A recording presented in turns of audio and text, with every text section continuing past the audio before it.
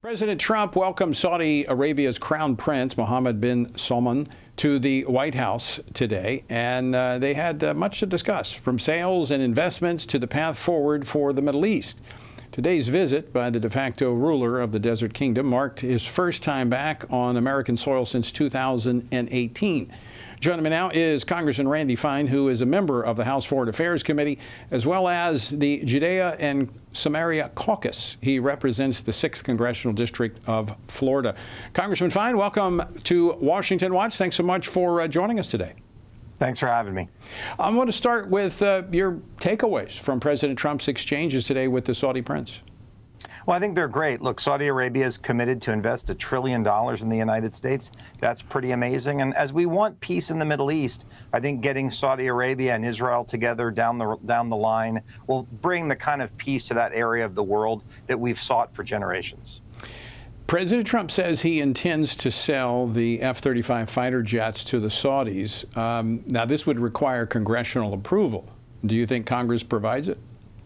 I think we're going to take a hard look at it. Look, Saudi Arabia is with us in the fight against Iran, and so we need them to be protected from that terrorist regime. So it's certainly something I'm open to taking a look at. Now, there were victims of 9/11 that were expressing opposition to the president's meeting with the Saudi prince. There's also questions about the Saudi prince and his connection to Khashoggi, the journalist that was murdered a few years ago. In fact, I want to play this clip from an exchange that took place today between a reporter and the Saudi prince and the president. Your Royal Highness, the U.S. intelligence concluded that you orchestrated the brutal murder of a journalist. 9/11 families are furious that you are here in the Oval Office. Who are you with? Who are you? Why should Americans Who are you with? And the same to you, Mr. President. Now, who are you with? I'm with ABC News, sir. You're with who? ABC News, sir. Fake news. ABC fake news. One of the But the worst. question is One of the worst in the business. So the question is a legitimate question. U.S. intelligence, our own CIA, suggested that he was involved in the murder of this reporter, Khashoggi. Are there concerns about the past activities that Saudi's been involved with?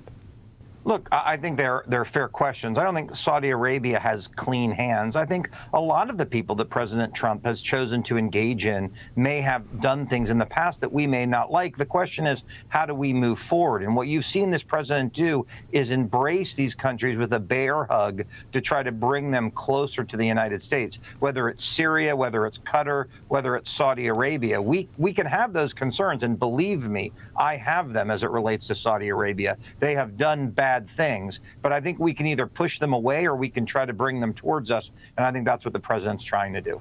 I would certainly agree that we bring them toward us as we can, if we can reform them. And one of the big objectives of the Trump administration, and I supported the Abraham Accords. That's kind of the big ask, is they want Saudi Arabia to recognize Israel and to become a part of the Abraham Accords. The Crown Prince says, yes, we would like to be a part of it, but there's a big but there. The asterisk is they want a clear path to a two-state solution. Isn't that problematic? It is, and that may be what leads me to not be able to support selling them the planes. I mean, I don't believe a two-state solution is possible. There is a two-state solution. Jordan was the second state. What these folks want is really a 3 or a 4-state solution. Remember, Israel gave Gaza to the Arabs to operate by themselves in 2005, effectively as their own state. So it has been tried, it has failed, and I think if Saudi Arabia wants access to our best technology, they need to get on board with our foreign policy and recognize the state of Israel.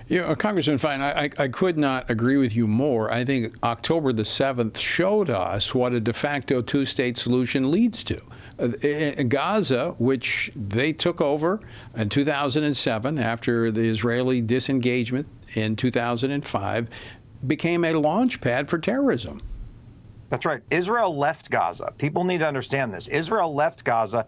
It effectively was its own state, governing itself, and it chose to take billions of dollars of aid and turn it into a terrorist machine, building tunnels and weapons. We can see where it goes. And until the folks who live in that part of the world are de-radicalized and want to live in peace with Israel, a two-state solution isn't a possibility. The problem is we can't wait. Saudi Arabia can't wait the years and years and years it's going to take. They have to make a decision. Are they going to recognize the de facto superpower in that part of the world, which is Israel? Well, I think we also have to interject into this conversation, Congressman Fine, that the two-state solution is looking at land in Judea and Samaria, which is so much, about 24 times larger than the Gaza Strip. And it's in the heart of Israel. So if a strip on the southern tip in Gaza was a threat to Israel, what would the center of the country being turned over to jihadists mean?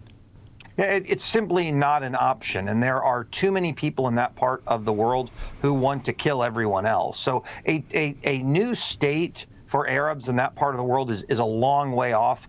It's not going to happen anytime soon. We saw what happened on October 7th. But the decision that Saudi Arabia has to make is a short-term decision. Yeah. Do they want to join us in creating peace in the Middle East? And I don't think they're going to be able to tie the two together, at least with me, if they want to get those planes. All right, Congressman Randy Fine, thank you so much for joining us. Appreciate your insights and your input. Thank you.